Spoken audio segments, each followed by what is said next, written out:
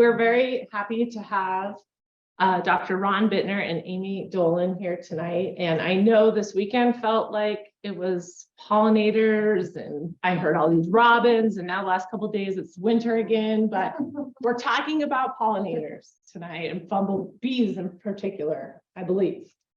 No. Yes, sure. Bumblebees because they're my yeah. But thank you, and I'm going to turn it over to them for the rest of the I evening. just wanted to point out that this is Valentine's Day. We decided that fruits and the bees were inappropriate. I actually met someone who she was an entomologist and she married an ornithologist, and that was the theme of their wedding, was the birds and the bees. So exciting. Hello, everyone. My name is Amy Dolan, and Ron is here, but he's on Zoom. So we're going to try to tag team remotely. So hopefully just bear with us if there's any glitches in that. So I am currently, I'm a teacher in Caldwell. I teach middle school science. That's my main job. I just need a little help advancing the slides. I don't know how to do that. Because I think I'm just on that screen, not on this screen. All right, so give me just a moment. I'm running for this computer and that one, and you're running my computer. Oh, I see. It should be for. Introduce myself. So I teach middle school science in Caldwell at a charter school called Heritage Community Charter School. I teach 6th, 7th, and 8th grade. That's my main job. I grew up in Wisconsin. I got a bachelor's degree in biology at Wisconsin Lutheran College, which is in Milwaukee. And then I went back to school to become an educator. And I've been teaching in all sorts of different educational settings since about 2004. So traditional middle schools, traditional high schools. I worked for a year at Montana Conservation Corps. I taught on the coast of Georgia on one of the barrier islands, did outdoor education. And then I was in Arizona teaching high school, and I did a 2-week elective class on entomology with high school students and hooked myself more than I hooked them. And so then I went back to school to Montana State University and got a master's degree in entomology. And my project was insects associated with the huckleberries in Montana. It was a specialty crop grant that funded it through the Department of Agriculture. And then I learned there's a lot of bumblebees on the huckleberries because they're really early blooming. And that's when the bumblebees fly. And then I got like sucked into the bumblebees and I love them the best. And so the second part of my master's thesis was the bumblebees of Montana. Then I went back to education and do bee stuff on the side. I'm a volunteer at the Ormond Smith Museum of Natural History at the College of Idaho. I am a curator there of entomology. And then I am mostly a teacher and do this as much as I can. So Ron is here too, and I'm going to let him introduce himself. Ron, are you there? I am. Can you hear me okay? Yes. Okay, good. There you go. Well, Thank you. excited to be here tonight with Amy and I because we're on a mission to get people educated about bees. And I'm a local boy. I grew up in a little town in Midville, Idaho, but spent most of my summers here in Sunny Slope with my cousins. Graduated from the College of Idaho in 1968. Went off to West Lafayette, Indiana, on a research grant at Purdue University to study cavity dwelling wasps and bees of Indiana. And I've been hooked ever since when I got started on that project. Missed my mountains. Moved out to Utah State University, where I had another research proposal that I was working on with USDA's bee lab, who was just starting to work with the alfalfa leaf cutting bee, which had been recently discovered in the late 50s in the Treasure Valley here. And I've been playing with that little bee ever since, taken me all over the world, spent 10 years in Australia, introducing that bee into Australia.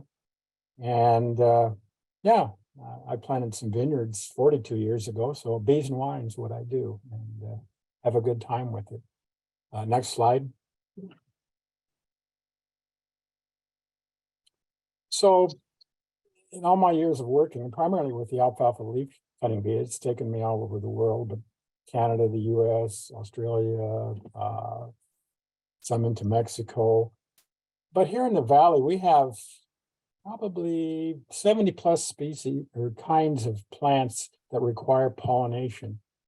A lot of them require honeybees, a lot of the tree fruits and some of the other seed crops. But in particular, the alfalfa leaf cutting bee is a little bee that very efficiently pollinates alfalfa for seed, making Idaho one of the top winter hardy varieties of seed in the world because of this little bee. And I've been playing with this little bee for 47 years now. But there's only, we rely on those two bees in this valley. Next slide. So in 2020, I sat on a seminar listening to Dr. Luc LeBlanc out of the University of Idaho, who had recently acquired some new software that allowed him to search museums around the world for specific insects. And he did a search on bees that were in museums all over the world that were captured and identified from Idaho. He came back with 708 kinds of species of bees we have in Idaho. That blew me away. I've been working with bees for 40 some years. And I said, how can that be? I run the University of Idaho's integrated pest management program. We had scouts out there. We just never found all of these other kinds of bees.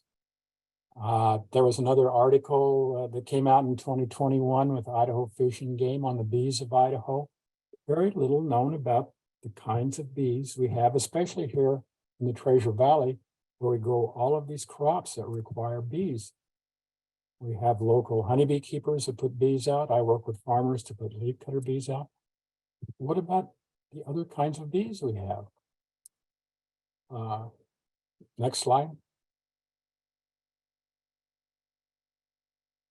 So this got me to thinking, and I'd read this one article out of Oregon State. If we want to understand what's happening with bees, we have to be a lot more specific. We need basic maps of where species live in relation to habitats and ecoregions. And I sat down with the grant writer and some of my entomology friends over at Oregon State, who's been doing a lot with bees lately, including having a whole new license plate at Oregon now. It's based on pollinators. But I wanted to do a survey of the Treasure Valley amongst some of the specialty crops we have here, just to see what kind of bees would we come up with.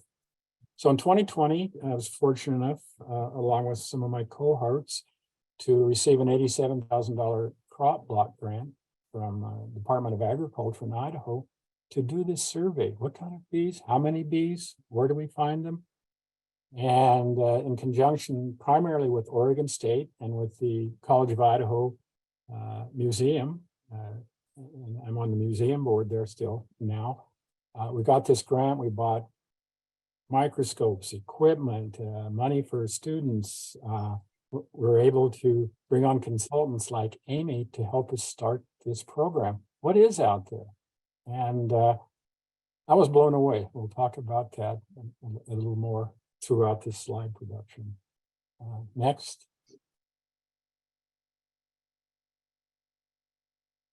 So I'm going to turn this over to Amy now, and she'll talk about how we went about our sampling program throughout the valley here. So basically what we're going to tell you is what we've been working on for the last 3 years of trying to answer this question. Is we know from data in museums that there's over 700 species of bees in Idaho, but we don't know where and on what plants. And where Ron is, out where all of these beautiful vineyards are and a ton of specialty crops, we're watching the landscapes change really quickly. So places that were once wide open, first like all became agricultural. And now we're starting to see developments come in, and we're feeling a little bit more urgency of like, what bees are there and how can we be educating people more about what our native bees are in Idaho and what can we do to help to support them and keep them healthy and keep their populations healthy. So the goals of this project were basically to go out and sample bees so we can identify what's out there. We were trying to focus on, it's a specialty crop grant. So we were sampling in fields of specialty crops. So we would put traps out at specific locations along with specialty crops. And just trying to gather a lot of information on what bees are there and what plants they can be found near, specifically agricultural. Because another one of our goals then is to educate growers about how they can better support bees when they're growing their crop. And then they have all of their honeybees here. They'll spray before they put their honeybees out. And there's all of these layers. And so one of our goals was education. And then also training volunteers and training students. But you can see our timing of this was a little rough because we started in 2020 and then kind of things fell apart. And it kind of turned into me and Ron trying to do this project without a lot of volunteers, without being able to have all of the meetings and the groups that we wanted to. But 2020 is when we really started sampling, and this was just like a little bit, this was basically me going out to Ron's vineyard, Bitner Vineyard, and then out at Peaceful Belly, and just to kind of get like a sense of how many bees are we going to catch. And just like really looking at wildflowers that were planted. We were collecting with traps. So there was some netting of bees, but on the left is blue vein traps, and the color attracts the bees. In the middle are pan traps, and it just has water with a little bit of soap in it that breaks the surface tension. So the bees are attracted to the color and then they fall in. And so these are both passive traps. These are ways that can tell you what bees are in the area. It doesn't tell you specifically which plants they're visiting, but it helps us to know what bees are there. And the pan traps, you can see some of the bees are these little itty bitty bees that are really hard to notice. If you're out collecting bees or watching for bees, you see bumblebees, they're big and they're noisy and they're coming and are like, they're so fluffy and adorable. And everybody knows honeybees because they're everywhere and they kind of take over. There's the really bright green ones and all these like really beautiful different colored ones. But there's also a lot of little itty bitty bees that are harder to notice. And a lot of people just dismiss them like, oh, it's like a little gnat or a little fly or something. But those are some of our hundreds of species of bees that are found in Idaho. And so the traps are really good. I would say in some cases too good at catching some of those little ones because they're also really hard to identify. So we have a lot of these little halictids, little sweat bees that we know are out there. We don't know necessarily what they're visiting, but that's what we caught. And then definitely as I was out, I was hand netting. And the good thing about that is then you can say, I caught this bee on this flower, and you have the plant connection, which is really important as we move forward, is figuring out what plants are the bees visiting. And so what plants can we encourage people to plant or to keep, to save and conserve so that we have habitat for our pollinators.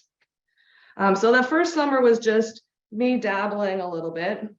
When we went into 2021, starting in April with the cherries and the apple blossoms, we just started going out and calling the growers that were around Ron and just finding out like throughout the season what crops are blooming, and then going out to set traps and try to collect bees off of them. So cherries and apples and turnip seed in April, we sampled. These fields are really beautiful to visit. It was not a bad place to work. Flaxseed, cow pasture we just went to, and then turnip seed was still May through June. Onion seed was a really interesting one. And with that, it's really hard because growers then they bring in their commercial honeybees, right? And so I go out to sample the bees, and they said, here, you can go and you can sample in this corner of the field. And I'm right there where they have like 10 beehives right there. I'm like, I don't want to catch honeybees. And then I'm like fighting through the honeybees to get to my traps. So it wasn't ideal, but it's interesting just to see how much we rely on the honeybees and how much they, at least in this very passive sampling method, how they can kind of exclude some of the other things. We sampled at an echinacea field and carrot seed, alfalfa seed, and these really interesting Jerusalem artichoke. So these are not native plants, right? These are all these really specialty crops that are grown out there. And we were hoping to find a lot of native bees along the edges of those fields, so we could tell growers like these are the bees that are associated with your plants. Throughout the whole season, we were also just trying to figure out what bees are there in the area. We were at different vineyards, so Lene Ridge and at Peaceful Valley Farm, and then definitely at Ron's as well.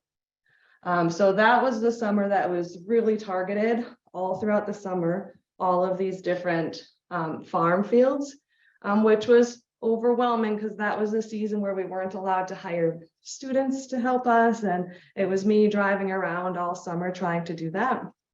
In 2022, we decided to just do blue vein traps at some of these places to just kind of rein in the work because it was just the two of us mostly, and we both have other jobs. And so we got permits to put some traps at Deer Flat, and then at some of these same growers in 2022, we set traps as well. Throughout all of this, we were collecting bees.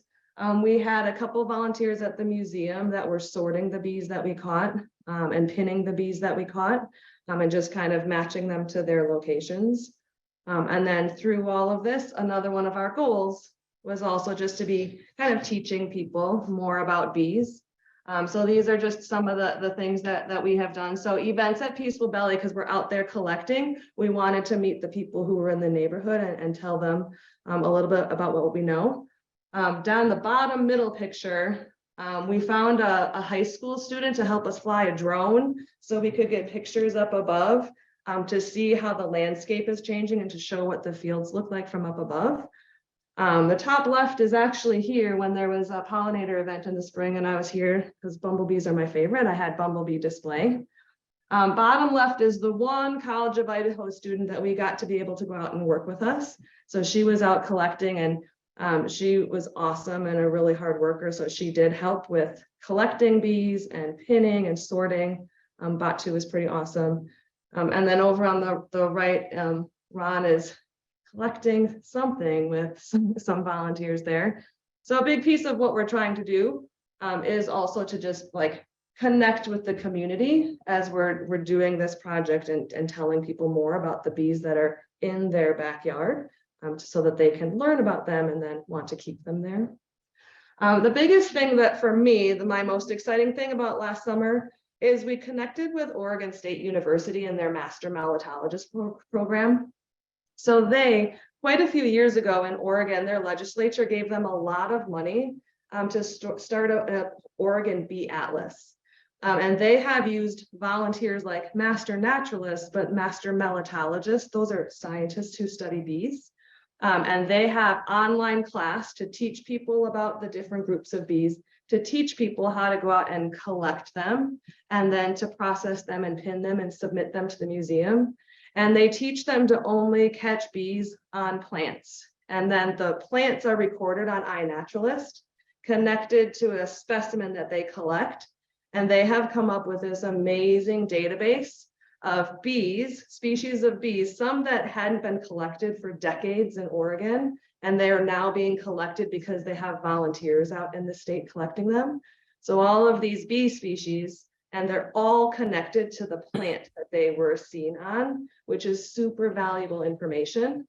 In Oregon, they've been doing this for 10 years, really well funded. They have full-time people that are helping them, but they're at the point where they can talk to a farmer, a grower, and they can say, I have these plants and I see these bees. I'd like to get these kinds of bees over. And they can look at the data and say, oh, in this region of Oregon, these bees are found on these plants, and they can tell them specifically which plants to try growing to attract and support the bees that are there.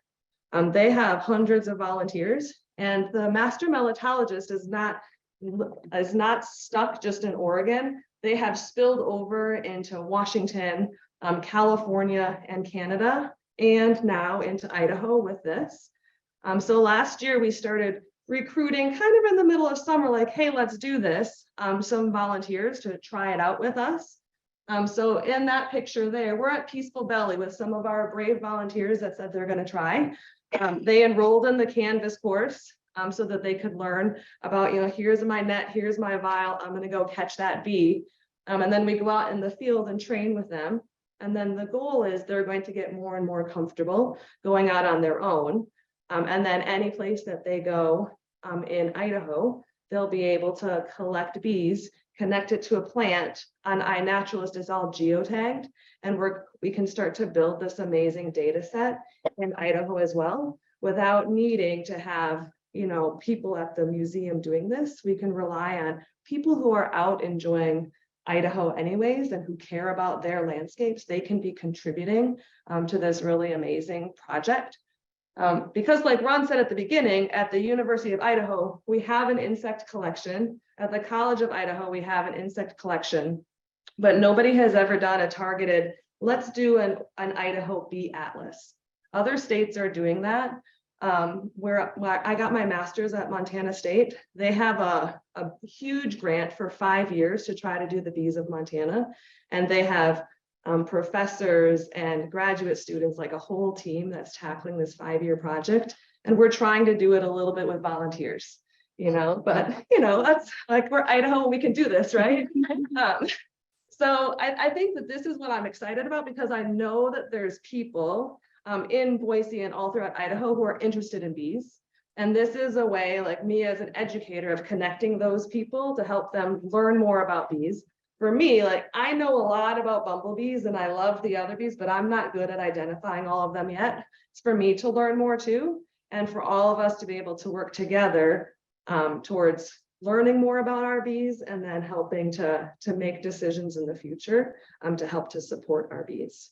So this started, we had, I think like 15 or 20 like ish volunteers last year, and it was really spotty.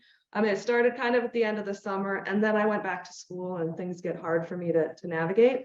But we're ready to go this year, and we're very excited to have this be a big part of what we're doing as we move to the future.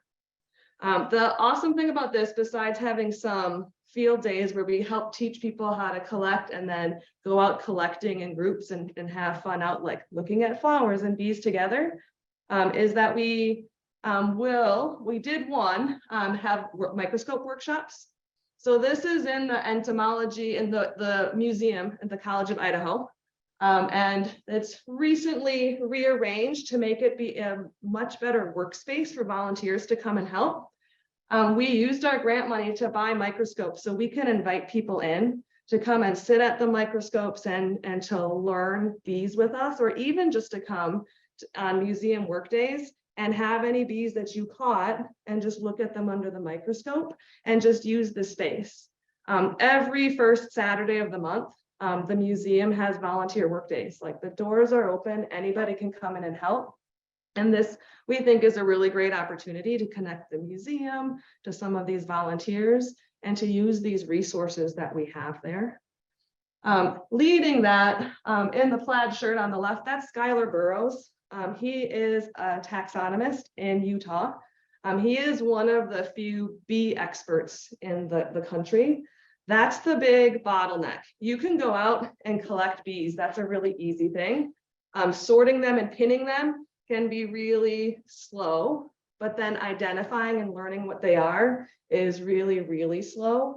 And there's some that even Skylar will look at and not know. And he's been doing this for years, and that's his full-time job. And he has a backlog of people waiting to identify bees for him. And the tricky thing is, you know, we need the specimens. A bumblebee, like maybe you've heard of the Pacific Northwest Bumblebee Atlas. You can take pictures of bumblebees, right? If you get the right angles, I can identify most bumblebees from a picture, but some of these little guys, you just can't. And so that's like a big thing, right? We don't want to go out and kill the bees because we're trying to save the bees. But for us to know what bees are there, we have to catch some of them, because that's how we have to identify them. You need to get them under a microscope, and you need to get them in front of an expert who can tell us what they are. So right now, all of the bees that we caught, Skylar took with him back to Utah so that he can sort them and he can identify them. So I wish I could tell you how many species we caught and all of that. I can tell you how many, like we have thousands of specimens, but I can't tell you what they are because he's still working on that bottleneck thing that I told you about. But we're hoping to do more of this. If Skylar's in town, if other experts come to town, or even us going into the museum and having workshop time where volunteers can come in and learn more about bees. So that's kind of where we are right now. In our 2 years of targeted collecting, we have over 3,000 bee specimens, which sounds like a lot, and it is a lot when it's just a couple people. So we're working through that. Skylar's working on those determinations, figuring out what they are for us, and what our grant is coming to its end, the timing of it's coming to an end. So that's what Ron has been looking into, future possibilities. There have been several conversations with people at the University of Idaho, connecting with the Oregon State University people about how to have an official university-sponsored Idaho Bee Atlas. Like, how can we make something like that happen with a full-time person in charge of it? So it's not, like a middle school teacher running out someplace after school to try to do something, right? I would love to help with something like that, but I can't be in charge of it. But we're looking into like, what can we do? How can we continue this? Like, we got excited. There's a lot of possibilities that are out there. So we're looking into how can we extend this and how can we find other projects in the future.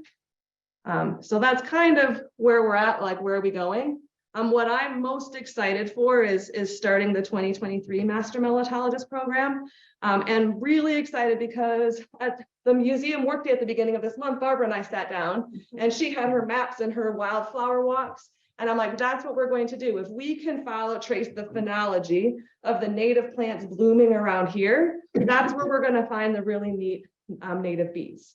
And so I'm working on a schedule so that our volunteers, that every month we can say, this day we're going to go here and we're going to look for these plants. She's going to join us whenever she can, and getting out throughout the spring and summer to these places that have unique native plants, looking for unique bees, and then following this protocol so that all of our bees that are captured will have a record of a plant geotagged in iNaturalist and all databased, and all of the database then gets shared with everyone. It's available to any researchers so that researchers around the world can be looking at that and building on our work. And like I mentioned, so the museum workdays is something else that I want to kind of connect. This is an amazing resource that we have in this little basement of the science building in Caldwell. But there's a really dedicated group of volunteers that's there. And I think that that's another way to help people get excited, because I love sitting and watching bees on flowers. I love looking at them when I catch them, but if you can look at their little faces under a microscope, it's like this whole different thing. And you can really get amazed at the diversity, like just the little things between this tiny little bee and this tiny little bee. So I'm excited about kind of advocating for that and working that into where we go next. We want to try to find more education opportunities and partnerships. We have right now a bee display that's at Celebration Park, that they have a little pollinator display. Yes, and we have a bumblebee display that I've taken to other things. And that's what we want to use some of these specimens for. Like, we need to have some in the museum so that we have a record of what's here, but then taking them and creating displays so we can go and teach people, like, these are the bees that are in your backyard. These are the bees that are in your fields. And this is why we want you to plant these flowers, and just really help people see that there's more than just honeybees and bumblebees that are out there. There's these hundreds of other species. And then just really thinking, if we think really big, we want to get to an Idaho Bee Atlas at some point. So just kind of thinking about where our future could be. So while we're here, I always try to say, here, what can you do? So I think you're the right people to talk about gardening and landscaping and educating for bees, right? Finding native plants, that's what native bees like. Telling people about that. So the more that you can talk about it, the better that's going to be for the bees. A big thing that's coming up, especially in some of these places that we've been studying, is how the land is changing. So we really need people to support and advocate for bee-friendly land management. So watching, it's just crazy in Caldwell, these places that are just getting totally bulldozed, and most of our native bees are ground nesters. So if you think about that's where their nests are, and then you watch these bulldozers come out and take out what used to be open land, then became agriculture and got sprayed, and now is cleared and becoming a housing development. It makes us a little nervous about what that's doing for the bees. And with this, I've got 2 more points, but Ron, we have drone footage to really show what's happening. I don't think I'm going to need your help to really show like what the land is doing.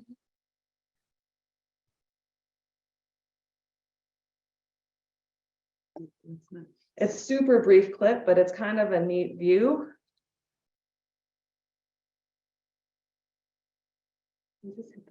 But I'm not sure I'm sharing the issue. This is fine.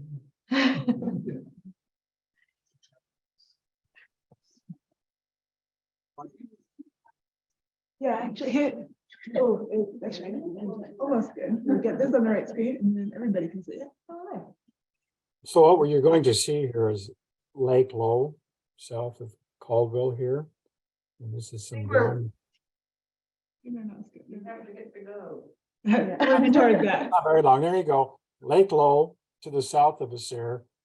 And this is some drone footage from last summer. And this is some of the echinacea fields below us. And we're just seeing all of this fragmentation with homes everywhere. And these little bees, 90% of the bees we're collecting right now, we know they're ground nesters, 6 inches, 12 inches underground. And earth removers are removing them by the thousands, and homes are being planted on those poor little bees out there. I just want to say, you know, I'm currently, this is my 3rd year of being on the board of directors of Pollinator Partnership. And that's an organization, pollinator.org, you need to go out and look at. We're the largest 501c3 in the world, and we're all about protecting pollinators of all kinds. And having done this for 45 years and been around agriculture for 45 years, farmers are numerous. They have to move out of the area to get, you know, bees, availability of bees. These are free pollinators they have. So we're trying to educate everyone about this. And what I'm excited about as a bee biologist is for every little native plant out there, and you people are on top of it, there's a little native bee and sometimes a bee that only goes to that flower. And there's a lot of talk these days about pollinator corridors. How do we take those bees in the foothills? We don't expect a lot of diversity in the valley here because of the crops we raise, but a lot of diversity in the foothills. And working with Amy and getting her taking over the Master Melatologist program is going to allow us to see what's out there, and are there ways to bring those bees closer to the valley here. I've already talked to some developers. I know you're putting in playgrounds for all the kids, but put in pollinator gardens, put in pollinator reservoirs, and help us protect these bees. So I'm going to turn it back to Amy. Appreciate being with you guys tonight, but really encourage you to get involved with our Master Melatologist program. It's excellent. And bees are nothing to be afraid of. My grandkids play with them all the time. They're not aggressive, but they're cute. And like Amy says, they're out there. And I read an article today out of the UK, United Kingdom, on it's not what we're learning about bees, it's what bees are teaching us to enjoy nature. When you just spend some time out there getting to know, you know, you're there with your plants, but truly take a look at those bees and help us identify those in the plants they're on. So Amy, back to you. So back to the list of what you can do. If you're not like, if the catching of bees isn't your thing, or even if you're like, I catch bees and I take pictures of them. John Asher is a pretty famous bee biologist who's overseas, I think in Singapore. He spends a lot of time on iNaturalist looking at all of the bee pictures from all over the world. If you post a bee picture, he'll probably identify it really quickly, at least say his best guess from what he knows. So iNaturalist, we're using it in the Master Melatologist program to take pictures of plants, not bees, and then collect bees. But iNaturalist is an amazing resource to take pictures of bees if you see them in your yard, or if you see a unique bee on a unique plant, and post it. And then that's data. Like researchers all over the world are learning that iNaturalist is this amazing real-time piece of information that they're using for all of their projects. And then the bottom one is a screenshot from the Pacific Northwest Bumblebee Atlas. Bumblebees are hard because they have their colonies.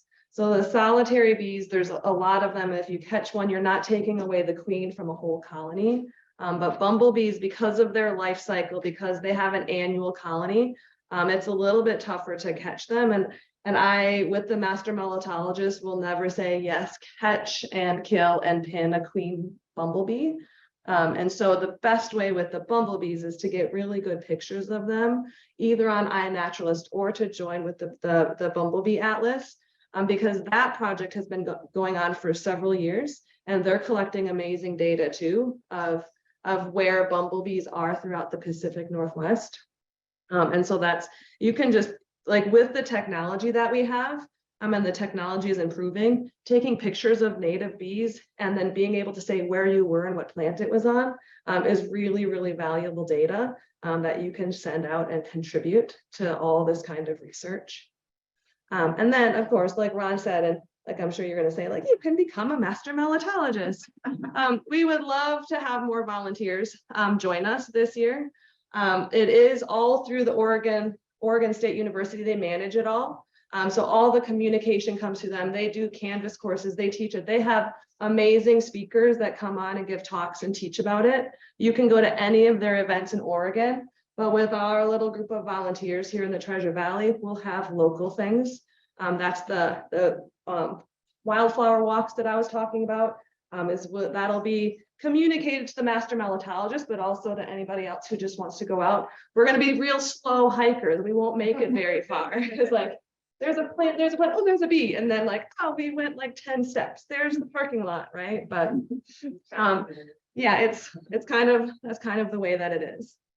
So if that is something you're interested in, you can talk to me. That's a QR code that you can scan, and it takes you right to the Oregon State website that gives you more information. If you don't want to become a master melatologist, but you're like, oh, that sounds fun to go to the museum and see some bees, or to just go on a wildflower walk, you can let me know that too. And I can be happy to communicate with you and invite you to the museum, meet you at the museum, talk to you more, or let you know when we go and do some hikes.